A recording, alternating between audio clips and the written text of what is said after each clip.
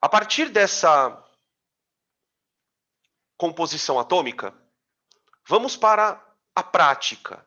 Como é que eu passo, então, a representar os elementos químicos? Né? Primeira questão. Quando eu vou representar um elemento, existem algumas preocupações que eu tenho que ter. Né?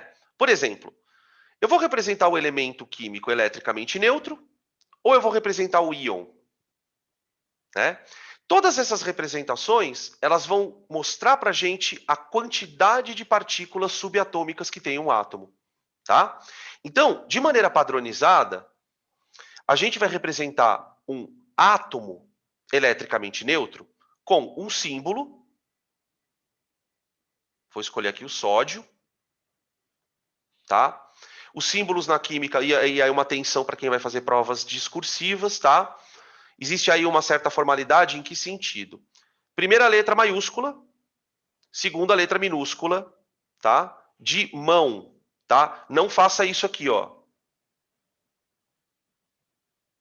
Não faça isso. Se você gosta de escrever com letra de forma, faça isso, ó. Tá? Mas a segunda letra ela tem que ter essa característica aqui. É uma frescurinha? É, mas isso evita coisas desagradáveis. Por exemplo, isso aqui é cobalto, certo? Isso é cobalto. Isso aqui é monóxido de carbono. Tá? Então, para evitar probleminhas, tem essa questão das letras. Então, ó, vamos colocar aqui o sódio. Tá? E aí a gente vai começar a representar as partículas subatômicas. O primeiro número que a gente representa, ele vem no canto inferior esquerdo. Tá aqui. Tá? Esse número aqui é o que eu vou chamar de número atômico. O número atômico é o número que o Mosley chamou de número elementar. Tá? Eu vou até fazer um comentário sobre o número atômico, já para já deixar isso bem claro, né? Determina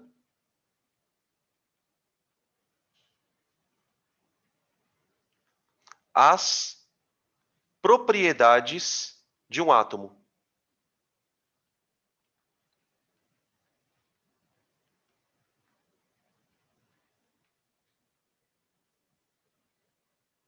Prontinho. Determina as propriedades de um átomo, né? A gente passa então a definir um átomo, um elemento, pelo número de prótons no núcleo, tá? E aí uma questão que a gente já pode refletir. Vamos pensar, por exemplo, na questão das ligações químicas, né? Que um elemento faz por característica. Vocês devem lembrar que as ligações químicas de um elemento são determinadas pela camada de valência, não é? Certo? Agora deixa eu fazer uma pergunta. Se o que determina a propriedade de um átomo são ligações que têm a ver com elétrons, por que a gente fala que o número atômico é que determina a propriedade do átomo? Não deveria ser o número de elétrons que determina a propriedade de um átomo? Na verdade é, só que não tanto, né? Porque assim, a questão é, se um átomo tem 11 prótons, para que ele seja mantido eletricamente neutro, ele passa a ter 11 elétrons, né? Então, nos eletricamente neutros, o número de prótons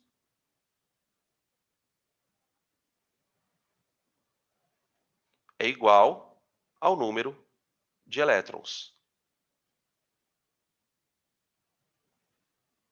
Né? Quer ver uma coisa muito interessante? Por que o modelo de Rutherford foi muito aceito? Né? Eu falo isso na aula gravada, né? Como é que a aceitação de um modelo ocorre, né? Se você começa a usar o modelo para explicar coisas. Né? Por exemplo, na época em que o modelo foi estabelecido, os químicos já conheciam íons. Já existia uma teoria chamada teoria da dissociação iônica de arrênios. Todo mundo já ouviu falar dessa teoria aqui, né? Que é a teoria que dá origem à definição de ácido e base. Só que ninguém sabia o que deixava um átomo íon. Como assim? Como que um átomo de um nada ele virou um íon? Ele perdeu essa carga como? Como que isso aconteceu? Como é que ele adquiriu essa carga? O modelo de Rutherford ele vai dizer assim, olha, Para um átomo ter carga, basta ele perder ou ganhar elétrons.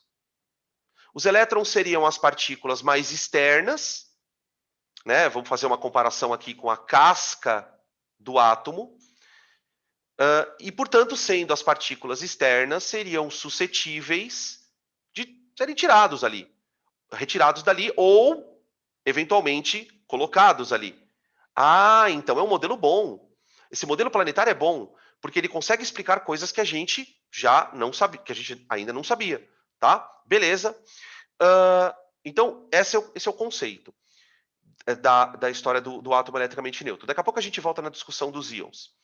Antes de falar dos íons, vamos falar da massa, né? A tão falada massa do modelo de Dalton.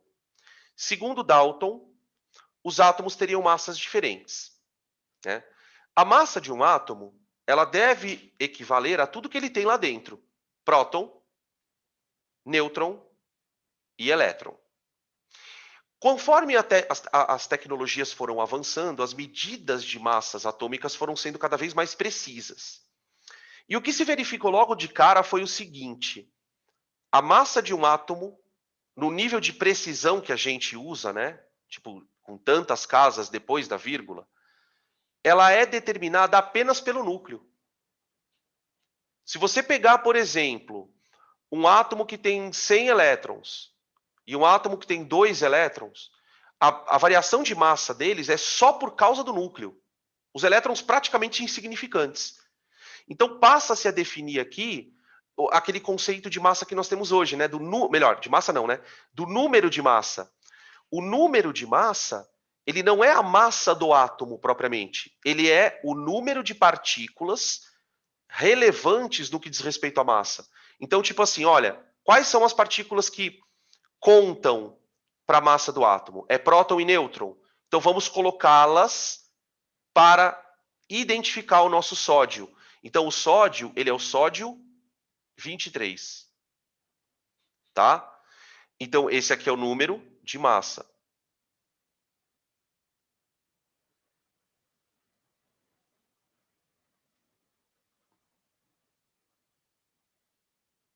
Né? Aqui, um comentário rápido.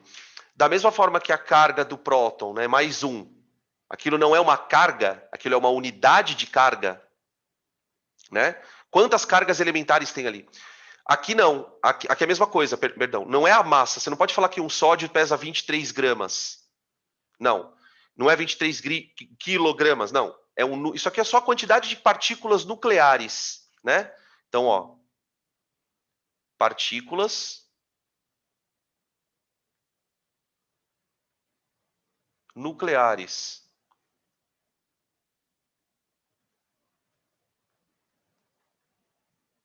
Ou seja, eu estou falando aqui de próton mais nêutron. Tá bom? Beleza.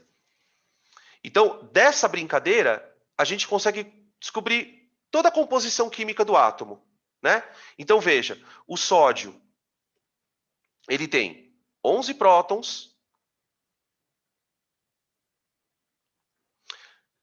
consequentemente, ele terá 11 elétrons, tá? E ele tem que ter nesse núcleo, para conseguir equilibrar aqueles prótons, né? Que lembra que eu falei da força nuclear forte? Para conseguir equilibrar os prótons, ele vai ter que ter 12 nêutrons. Né? A soma de 11 prótons com 12 nêutrons me dá o número de massa do sódio. Tá? Átomos de sódio, eu só vou falar essa frase porque depois eu vou voltar a essa discussão. Átomos de sódio podem ser encontrados na natureza com outro número de massa. Tá? Que é o isótopo. Então, por que, por exemplo, a gente, quando vai falar de certos elementos, a gente fala o número do lado, né? Por exemplo, o carbono 14. Né? Eu tava assistindo uma parte da aula do Tiago, e ele estava falando do fóssil, né? O quanto o fóssil foi importante para o desenvolvimento do modelo evolucionista. Né? A datação de carbono 14, olha o que eu estou falando, a datação de carbono 14 é feita porque só o 14 tem a radiação que eu consigo detectar ali no fóssil. O carbono 14, ele tem massa 14, número de massa 14. E existem os outros carbonos, ok? Bom, íons. Íons. Espécies portadores de carga elétrica por perda ou ganho de elétrons. Quer dizer, eu já defini aqui que a única forma de um átomo ter carga é o processo de troca de elétrons, não é mesmo? Aqui a gente pode fazer até uma pontezinha com a eletrostática, né? Os processos de eletrização, né? Um dos processos de eletrização que a gente discute na eletrostática é a eletrização por atrito, né? Aquele que você esfrega os corpos e os elétrons pulam de um corpo para o outro, né? Tudo bem? Percebe como o modelo era bom? O modelo começa a explicar um monte de coisas. Ah, então peraí, quando você atrita, os elétrons podem pular de um corpo para o outro. Ah, aí um corpo fica positivo porque perde elétron e o outro corpo fica negativo porque ganha elétron, né? Percebe como as coisas vão encaixando. Bom, os íons eles são divididos de acordo com a carga, né? Então vamos falar aqui dos cátions. Cátions. Cátions são íons positivos. Íons positivos. E aí a gente pode começar a investigar um pouquinho, né? O que levaria um átomo a virar positivo, né? Uma perda de elétrons motivada por alguma interação com outro átomo, né? Então, íons positivos gerados por perdas de elétrons.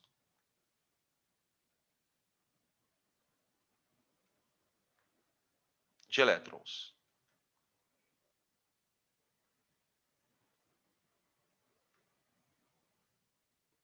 Tá? Toda vez que eu vou representar um íon, eu devo associar a esse íon a carga dele, a carga iônica. E a carga iônica, ela é representada em função daquelas cargas elementares, né? Então, por exemplo, vamos pegar aqui um átomo para a gente começar a brincar.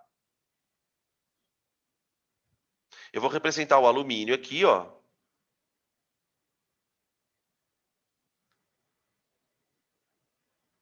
Aqui temos um cátion de alumínio, tá? A gente usa o termo cátion para os caras que são com a carga positiva.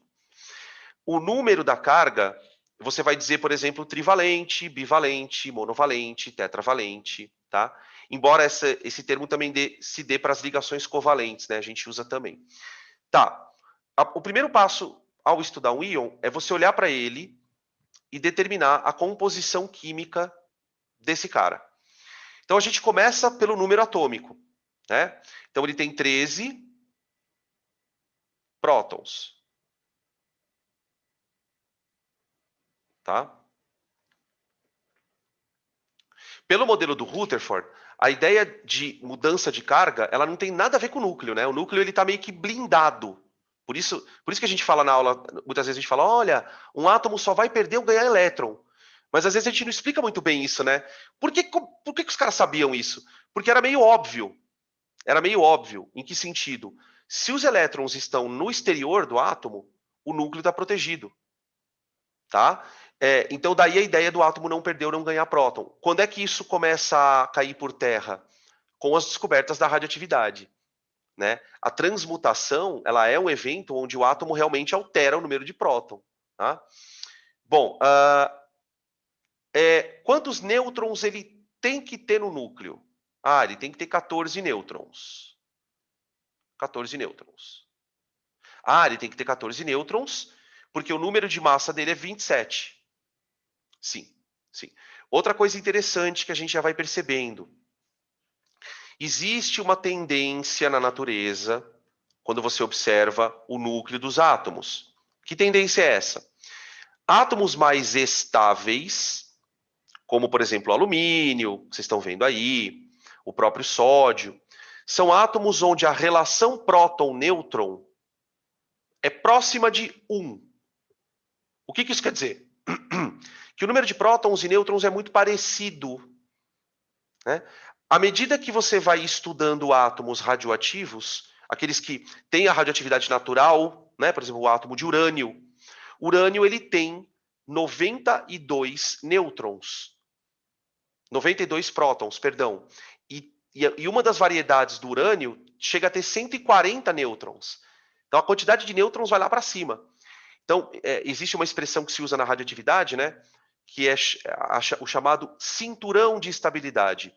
O cinturão de estabilidade é composto por um grupo de elementos cuja relação próton-nêutron é próxima de 1.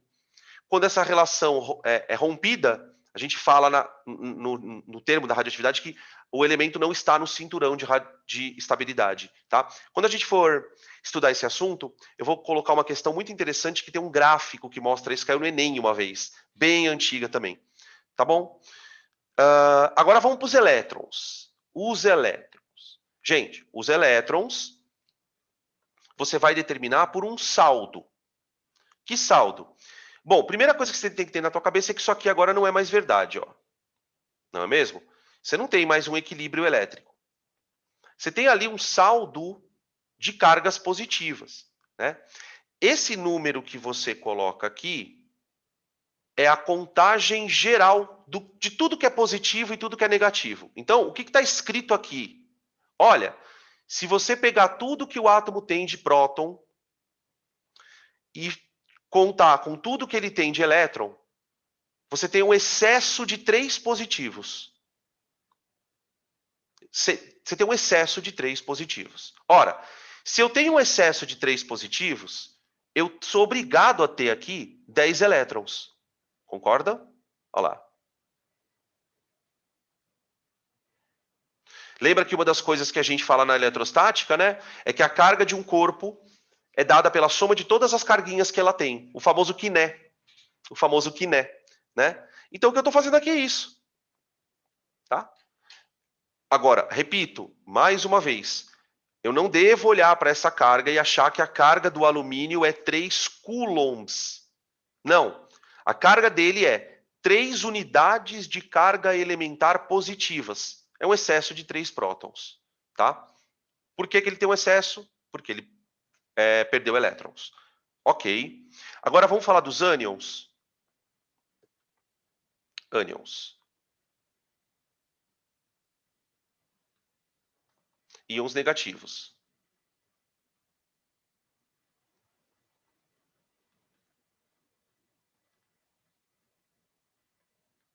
Gerados pelo ganho de elétrons.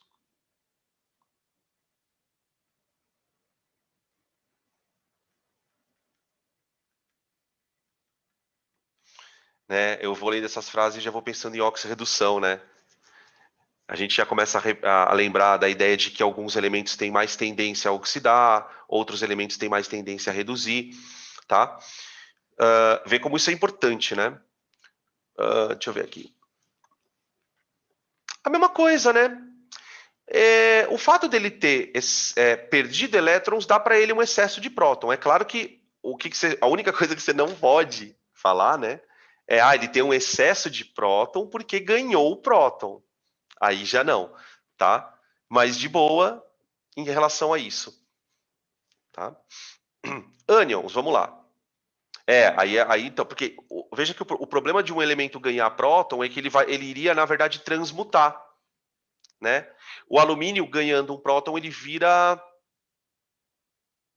silício? Acho que é silício, que está do lado do alumínio. Entende? Aí ele já muda o elemento, já muda toda a característica dele. É isso mesmo. Para os ânions, vamos colocar um ânion famous aqui. Vamos colocar o oxigênio? O óxido, né? O ânion óxido. O16, O2-. Tá aqui, ó. É o ânion óxido. Tá? Primeira coisa que eu vou determinar nele é o número de prótons. O número de prótons. Então, 8 prótons é o número atômico dele. Tá? Esse oxigênio é bem estável. O isótopo 16 do oxigênio é o estável. Né? Ele tem 8 nêutrons.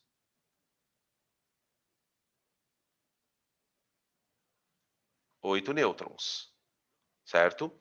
Aí a soma dá 16, que é o número de massa. Agora vem os elétrons. Veja, O carga menos indica que há um desequilíbrio, tem um excesso de cargas negativas. Um excesso de duas cargas negativas. Como esse processo de tornar um elemento carregado, né, como a gente veio discutindo aqui, a Isa pontuou, é um elemento de perde e ganha de elétrons, eu sou obrigado a concluir que ele teve que ganhar elétron para chegar nessa carga negativa, né? É aquela história que a gente brinca em aula, que elétron é dívida, quando você ganha fica negativo, né? Quanto mais cargas negativas você tem, mais negativo é o corpo. Então ele vai ter aqui 10 elétrons.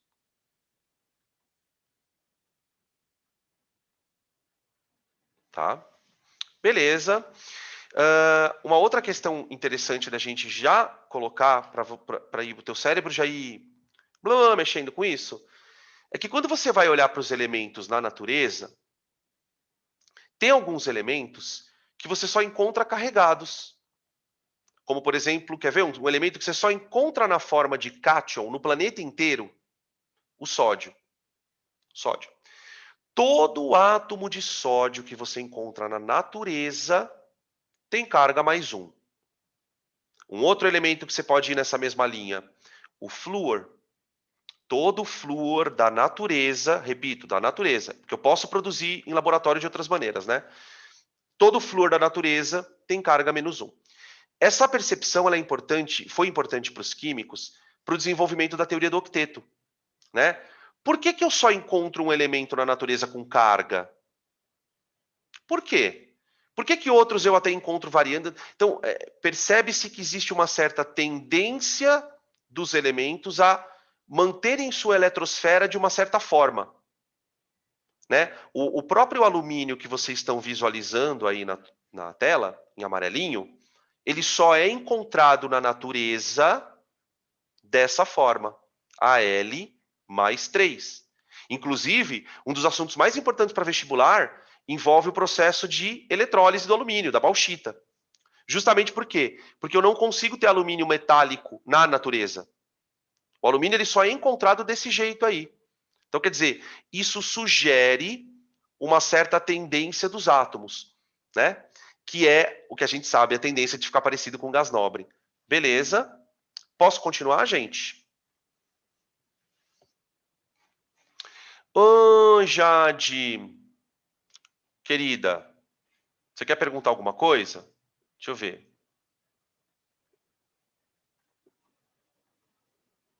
Eu vi aqui agora. Pode fazer a sua pergunta. E não fica brava comigo, tá?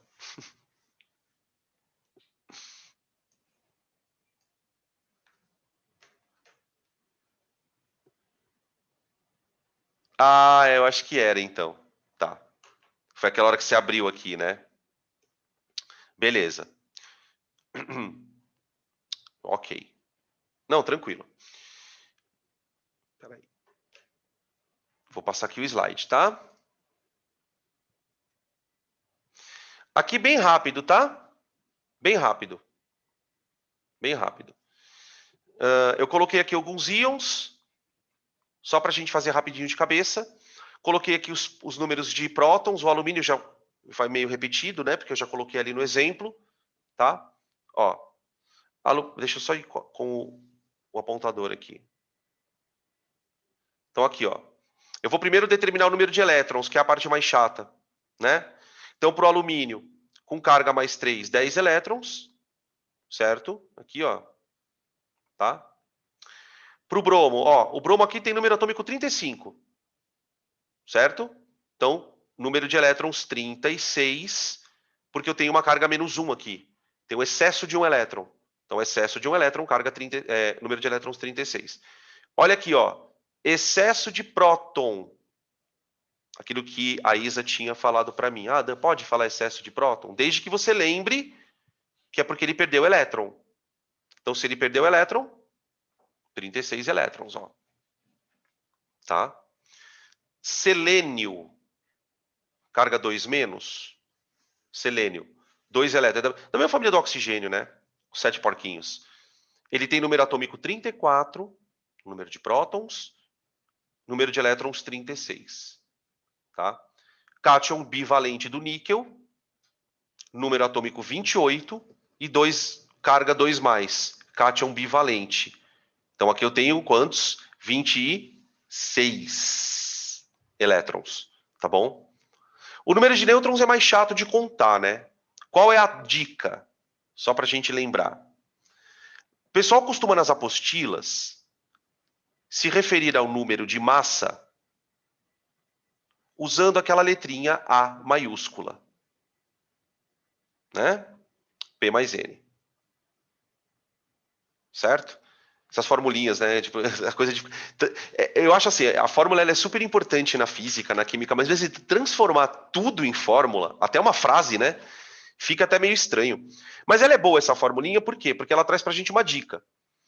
Quando você quiser achar o número de nêutrons do elemento, rapidamente, o que você faz? Você pega a massa e subtrai com os prótons, né?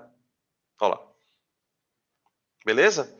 Então, ó, pega a massa, subtrai com os prótons, e encontramos o número de nêutrons, tá? 14 aqui, tá? Pega a massa, subtrai dos prótons, dá o número de nêutrons, olha lá, 46 mais 35 dá os 81. Tudo bem? Beleza. Aqui é a mesma coisa. 37 mais 48, 85. 46 aqui, tá? Para dar os 80 com os 34.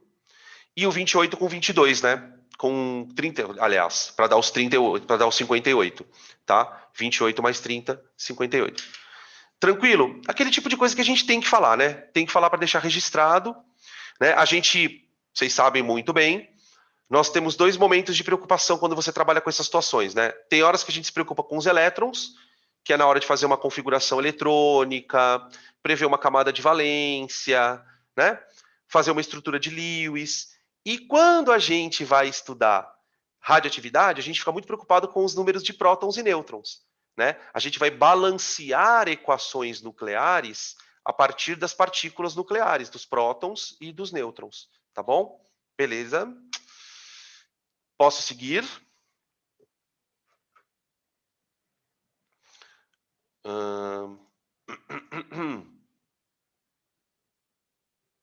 Explico. Tudo ou a parte do nêutron? O que você quer que eu fale?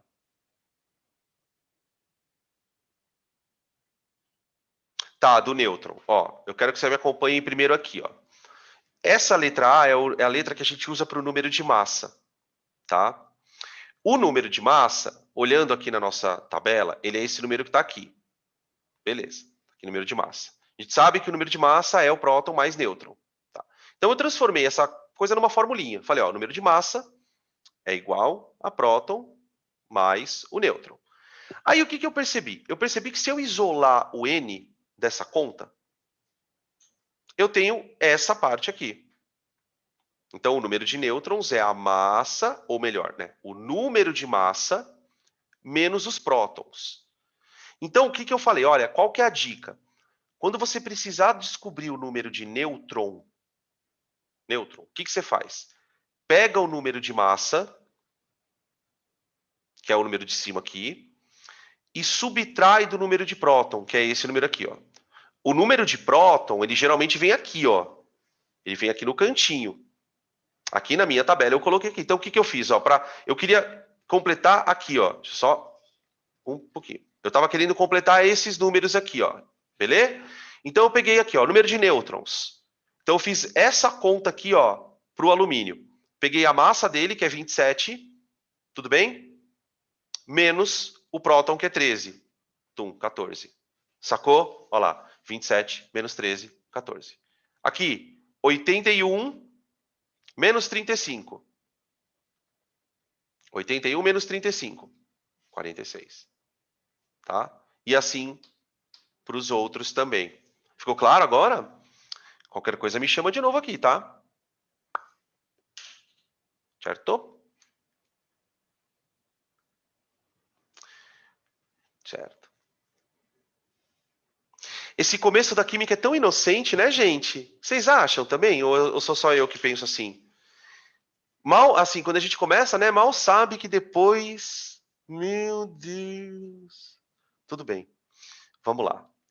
Bom, chegando ao final do nosso encontro ao vivo, né, onde a gente vai encerrar os conceitos relacionados ao modelo clássico do átomo, né, esse modelo de partículas. Daqui a pouco, aí no encontro de amanhã, a gente vai falar bastante do modelo de Bohr. Então aqui eu coloquei aqueles termos famosos, né? Esses termos eles foram cunhados ao longo do tempo com as descobertas, principalmente na parte de radioatividade, né? Por quê? Porque com o estudo do núcleo, os caras começaram a, como eu falei agora há pouco tempo atrás aqui, os caras começaram a fazer medidas de massa de maneira cada vez mais precisa. E começou-se a perceber, por exemplo, que você poderia ter átomos diferentes, só que com algumas partículas em quantidades iguais. Então a coisa funciona de que maneira? Você pode encontrar átomos com o mesmo número de prótons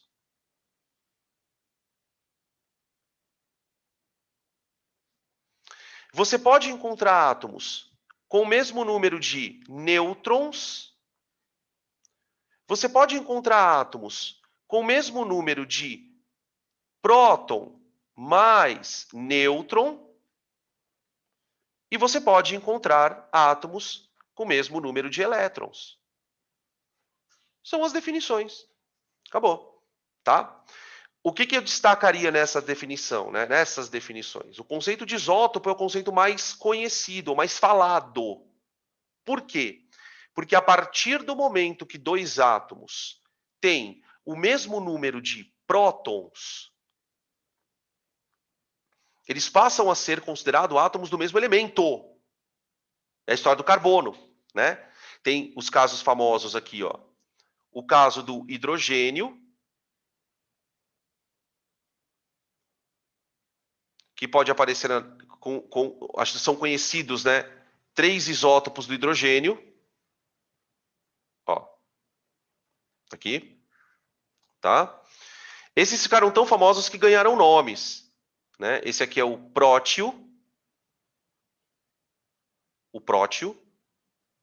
Tá? Esse é o único... Olha que coisa linda. Eu fico abismado. Esse é o único elemento que não tem nêutron. É o único átomo de hidrogênio que não tem. Até porque o outro hidrogênio, o hidrogênio do meio aqui, que é o chamado deutério, esse tem nêutron. Sabe por que eu estou falando que é lindo? Porque isso aqui já é um indício da força nuclear forte. Quer dizer, qualquer átomo que tenha 2 prótons... Então, por exemplo, você pega o caso do hélio, né? O hélio tem 2 prótons. Para manter aqueles 2 prótons no núcleo, a natureza colocou quantos nêutrons junto? Mais 2 também no hélio. Percebe que isso já é um indício de que realmente o nêutron é importante para manter essas cargas estáveis ali dentro. Tá? Esse aqui é o radioativo. O trítio.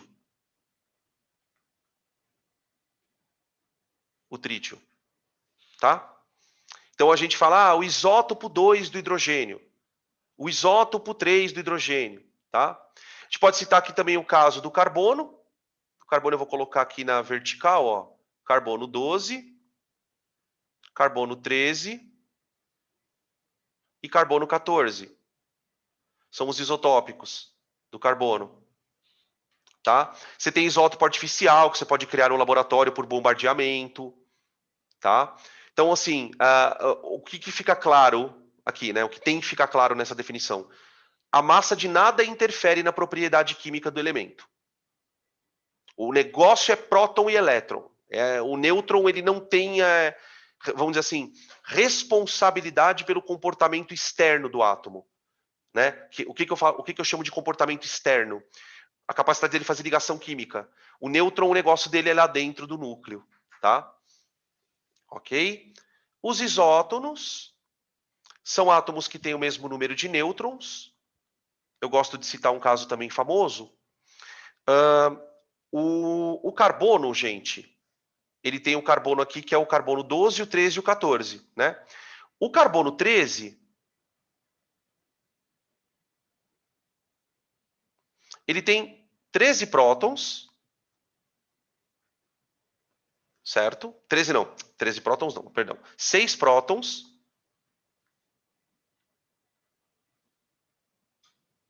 Ele tem 7 nêutrons, porque daí dá o número de massa 13, né? E ele tem os 13 elétrons.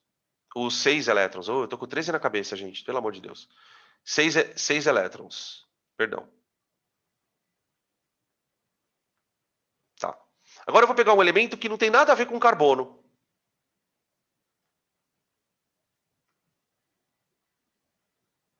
O nitrogênio 14.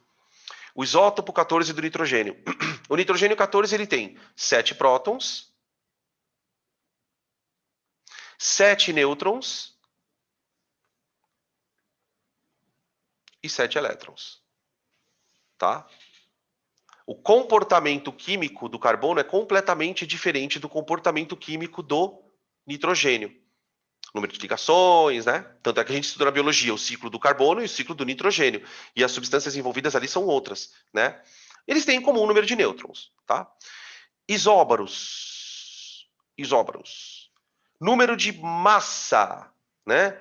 Quando eu falo que o mesmo número de massa, que existe o mesmo número de massa entre dois elementos, eu não estou dizendo que eles têm o mesmo número de prótons.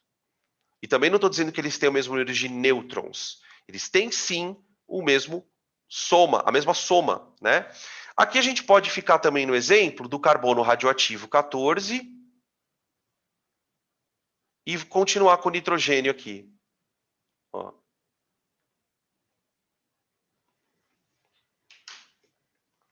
Tá? Esses dois elementos eu gosto de citá-los porque o decaimento do carbono, né, no processo de datação dos fósseis, você tem vários elementos que você pode usar para datar, né? Você pode fazer datação por carbono, pode fazer datação também por urânio, em alguns fósseis. O carbono, por ele ser radioativo, ele sofre um processo nuclear, e a gente costuma dizer que o carbono é um emissor beta. Quando o carbono emite a partícula beta, ele se transforma num outro elemento, que é o evento que a gente chama de transmutação, aquela que os alquimistas sonhavam. Quando o carbono 14 transmuta, ele transmuta para nitrogênio. Então, esse nitrogênio que está aí, ele é o produto da transmutação do carbono 14. Então, o carbono 14 na natureza, ele vai diminuindo. E o nitrogênio 14 vai aumentando. Porque um é produto do outro, tá? Beleza? E os elementos, ou as espécies isoeletrônicas. Geralmente, gente, para um átomo ser isoeletrônico do outro, um tem que ter carga e o outro não, ou às vezes os dois têm que ter carga, né? Por exemplo, eu posso citar aqui, já antes citados, o alumínio 3+, que é isoeletrônico do oxigênio 2-, que é, por exemplo, isoeletrônico do magnésio 2+. Geralmente, quando você vai representar carga do elemento, ou dependendo do contexto em que você está estudando, a gente não costuma colocar muito o número de massa em cima também. A gente coloca o número de prótons e a carga quando tiver, tá? Beleza? Aqui, ó, por que eles são isoeletrônicos? O alumínio tem 10 elétrons, né? Com a carga mais 3, como a gente viu. O oxigênio também tem 10 elétrons. E o magnésio aqui também tem 10. Ele teria 12, né? Porém, ele perdeu os 2, né? Tem carga 2+, então ele passa a ter 10 elétrons, tá? Um cátion trivalente, isoeletrônico de um ânion bivalente e um isoeletrônico de um outro cátion bivalente. Tranquilo, gente? Beleza? Né? No nosso encontro de amanhã acho que não, porque amanhã vai ter muita teoria. Mas no encontro em que a gente for fazer os exercícios, a gente tem aqueles exercícios clássicos, né? Um átomo X é isótopo de Y e que é isóbaro de Z, que tem não sei quantos elétrons, tá? A gente vai ter oportunidade de fazer juntos em classe esse tipo de questão, que não é muito comum ultimamente nos vestibulares, tá bom? Certo? Podem, se vocês quiserem tirar print da tela, fica à vontade, para eu passar. Que aí a gente já vai fazer o encerramento, tá?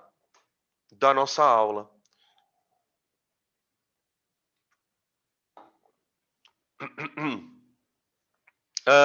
A gente falou do modelo de Rutherford, né? Que o quanto ele é importante, o quanto ele foi usado para poder descrever uma série de questões aqui, como a gente acabou de fazer agora nos últimos slides, né? Toda a explicação de carga em átomos, o processo de perda de ganho de elétrons. Só que o problema é que a física trazia algumas questões que o modelo de Rutherford não conseguia responder. Né? E essas questões, na verdade, elas vinham daquela observação que eu fiz para vocês no começo da aula. Né? Durante o modelo de... se a gente pegar o contexto histórico, né, o momento histórico do modelo de Rutherford, como eu disse para vocês, a física já tinha algumas teorias bem estabelecidas sobre luz e eletricidade. E uma das teorias era a teoria eletromagnética, que falava que a luz, por exemplo, é uma perturbação de campos elétrico e magnético ao longo do tempo, no espaço. A gente vai discutindo isso ao longo do curso, tá? Mas o eletromagnetismo, na época, tinha uma série de questões. E uma das questões era a seguinte: tenta imaginar o núcleo do átomo como sendo uma região positiva. O núcleo. Tá? Se esse cara é positivo, você concorda que em volta dele você cria um campo elétrico? Né? O campo elétrico ele é criado por qualquer partícula em torno dela. E aí o que acontece? Eu coloco um elétron nesta região de campo e o elétron começa a funcionar como uma carga de prova. E o modelo de Rutherford propunha que o elétron orbitasse ao redor do núcleo.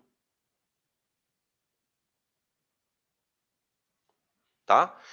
Ao orbitar ao redor do núcleo, o elétron estaria dotado de uma velocidade v, tangencial. E o que manteria ele em órbita seria uma força centrípeta. Uma força centrípeta. Tá? De tal maneira que essa força centrípeta ela atuaria como se fosse uma espécie de força gravitacional. Tá? Só que tem um problema. Quando você vai fazer o cálculo, tá? E aí qual é a história, né? A condição de órbita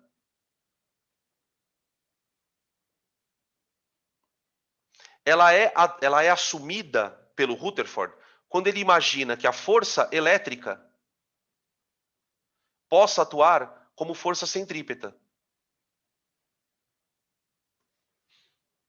Tá? E aí ele começa a desenvolver o modelo. Ele fala assim, bom, peraí. K, Qzão, Qzinho, sobre D quadrado. Né? O que seria um Qzão e Qzinho? Seriam as cargas do próton e do elétron. E D seria o raio da órbita. Tá? Isso deveria ser igual a mv quadrado sobre r, que seria a distância da órbita. Como a gente não está na aula de física e não é o momento, eu não vou desenrolar essa fórmula, mas vocês devem imaginar o seguinte: se eu isolar o v, eu vou chegar numa velocidade orbital.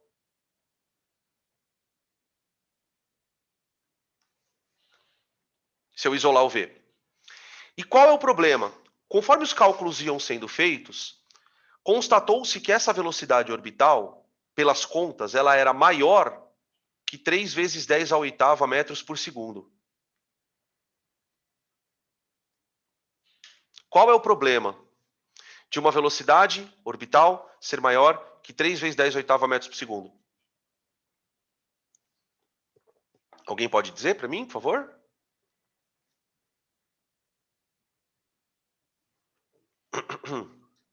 É maior que a velocidade da luz? Isso pode? Pode isso, Arnaldo? Esse é o problema. A relatividade já deixava muito claro que não há possibilidade de uma partícula navegar na velocidade superior à da luz. Não tem como. Outro problema.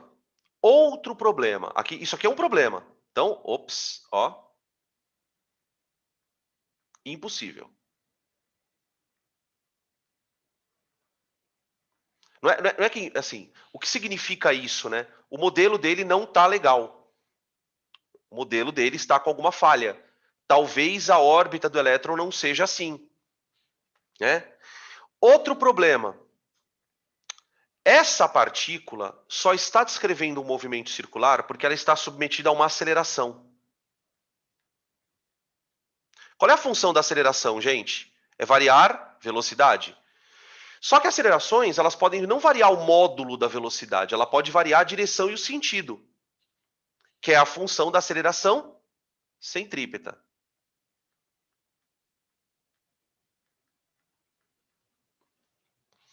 O que o magnetismo dizia?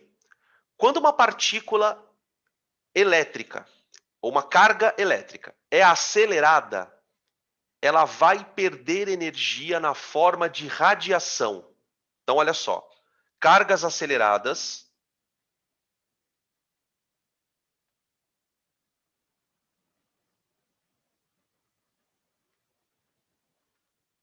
emitem energia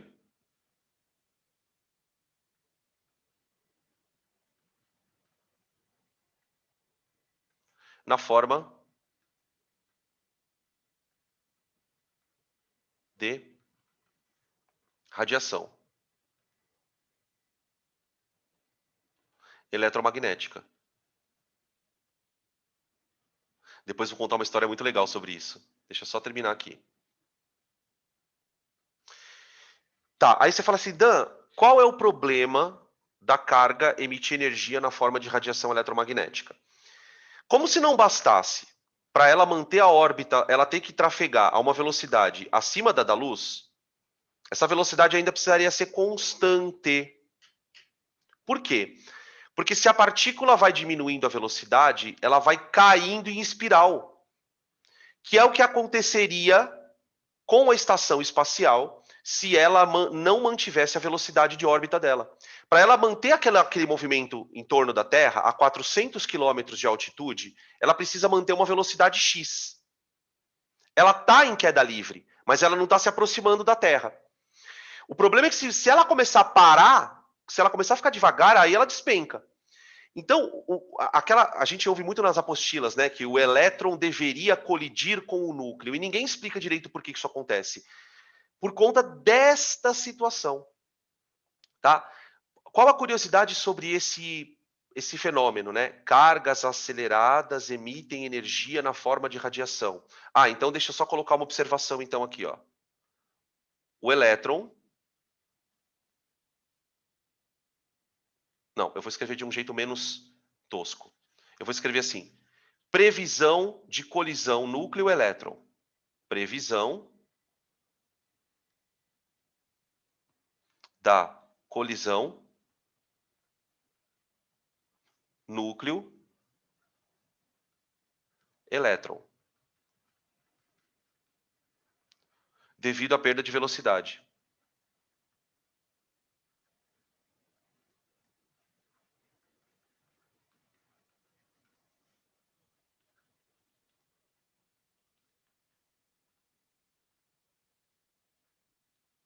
Tudo bem?